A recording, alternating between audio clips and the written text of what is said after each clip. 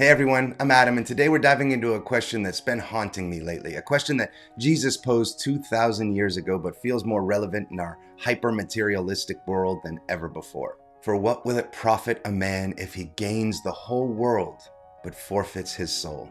End quote. Before we dive in, if you're new here, we do daily devotionals for busy Christians, trying to keep God at the center in a world pulling us in 1,000 directions.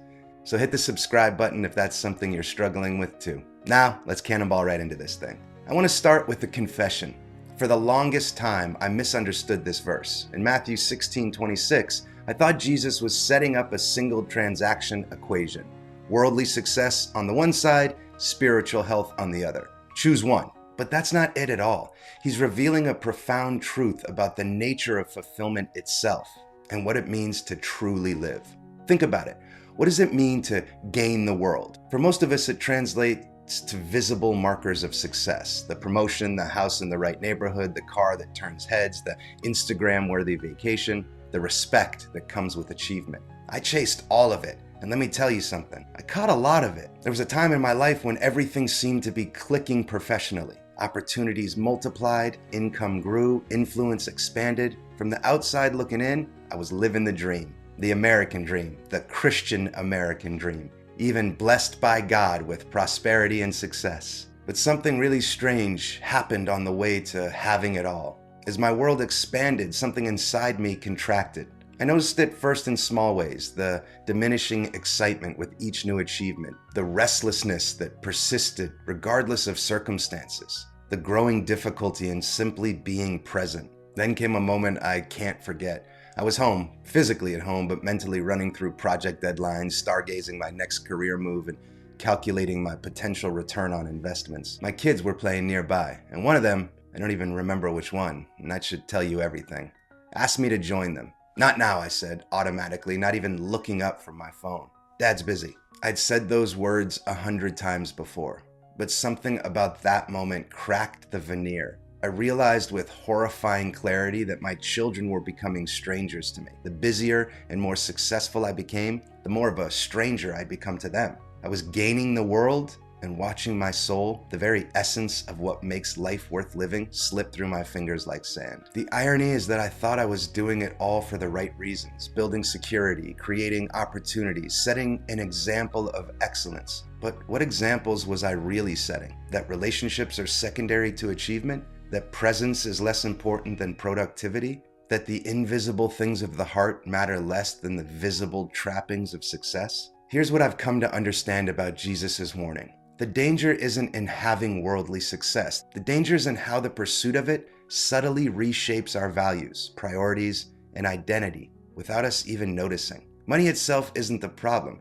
As I've discovered, money is important for giving us a comfortable life and creating opportunities to bless others.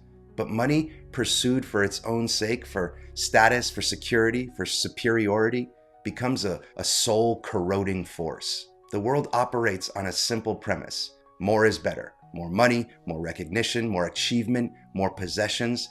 It all equals more worth, more security, more happiness. It's a formula so deeply ingrained in our culture that we absorb it without even questioning it. But Jesus offers a radically different equation. What good is it for someone to gain the whole world, yet forfeit their soul? He's telling us that the accumulation of everything external cannot compensate for the loss of what's internal. Our connection to God, our capacity for love, our sense of purpose, our interior peace. I think of it this way. Imagine climbing a ladder your entire life, focusing on each rung, the exertion, the progress, the height, then reaching the top only to discover you've placed it against the wrong wall. All the effort, all the sacrifice, all that focus directed toward a destination that ultimately can't satisfy. That's the tragedy Jesus is warning against. Not that success or wealth are inherently evil, but that they make terrible masters and worse gods. When we organize our lives around their pursuit, we're placing our ladder against the wrong wall. So what does it look like to keep our souls intact while navigating a world obsessed with gain? I'm still learning, but here are some principles that have become anchors for me. First, recognize the treadmill for what it is, the finish line of enough. It keeps moving in our culture. Just when you think you've arrived at contentment, society dangles the next must-have just beyond our reach. Getting off the treadmill starts with recognizing that you're on one. And second, redefine wealth according to Christ's economy. In God's kingdom, the wealthiest people aren't those with the fullest bank accounts, but the fullest hearts. True riches are measured in relationships, in purpose, in the peace that comes from alignment with God's will. And third, practice soul care with the same intentionality you bring to your career achievement. We'd never expect our bodies to function without nourishment, rest, and exercise. Why do we expect our souls to thrive without spiritual disciplines, authentic community, and regular Sabbath? And fourth, hold everything with open hands. The world teaches us to grip tightly. Christ teaches us to hold loosely. There's profound freedom in recognizing that nothing we possess is truly ours. It all belongs to God, and we're simply stewards for a season. And finally, invest in what appreciates eternally. At the end of your life, the only investments with lasting returns will be those that you've made in people and in God's kingdom. Everything else diminishes in value the moment you take your final breath. I want to share something personal that shifted my perspective. One evening, after another long day of important work, I found my son waiting for me. He was waiting up later than he should have been. He wasn't asking for anything.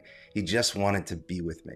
We sat together in comfortable silence for a while before he asked, "Dad, is it good to be rich?" The question jolted me. First and foremost, we're far from worldly rich. I started to explain that we're actually rich compared to many people, but something stopped me.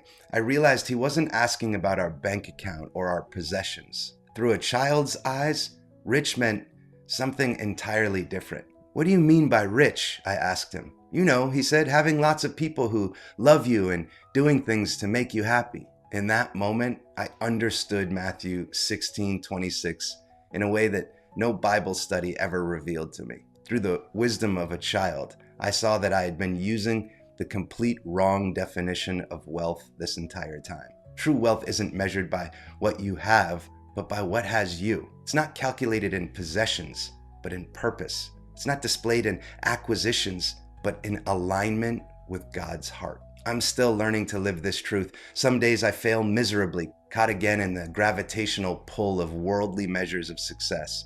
But more and more, I'm discovering the paradoxical freedom that comes from losing my grip on the world's definition of prosperity and embracing Christ's invitation to a different kind of abundance. So I'll ask you the same question that continues to transform my life. What version of gaining the world threatens your soul today? Is it the pursuit of financial security that leaves no margin for generosity? The chase for professional achievement that leaves no space for presence with loved ones?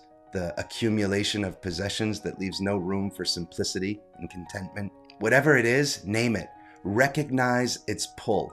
And then remember Jesus' profound question that cuts through our culture's conditioning to the heart of what matters. What profit is there in gaining the entire world while losing the very essence of who we are? I believe that when we align our definition of success with God's, when we pursue faithfulness over fame, character over comfort, eternal impact over earthly influence, we discover a richness that the world's version of prosperity could never provide. So today, I encourage you to take one practical step away from the world's treadmill and toward soul prosperity. Maybe that's scheduling intentional time with your family that's protected from work. Perhaps it's setting aside the first moments of your day for prayer and scripture instead of immediately checking email or social media. It could be finding one way to use your resources or talents to bless someone else with no expectations of return.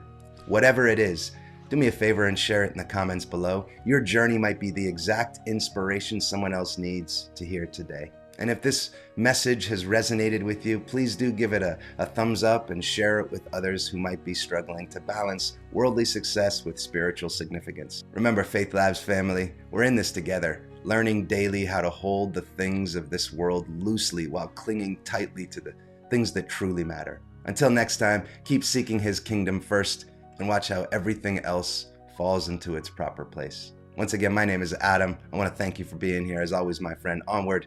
God bless you.